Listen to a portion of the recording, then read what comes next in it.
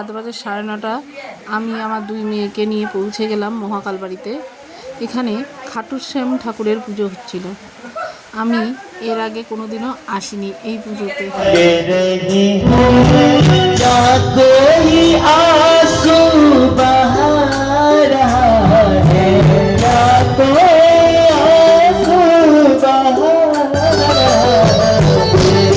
প্রতি বছরই আমাদের এই পুজোতে নিমন্ত্রণ থাকে, কিন্তু আমার যাওয়া হয় না, আমার হাজব্যান্ড যায়।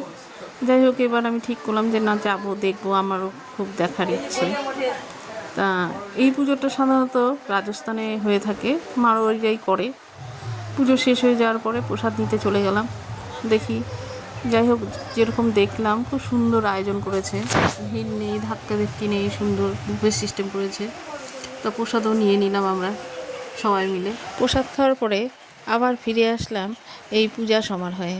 এসে দেখি সবাই ভক্তিগীতে নাচ গান করছে, আমরাও আনন্দে মেতে উঠলাম।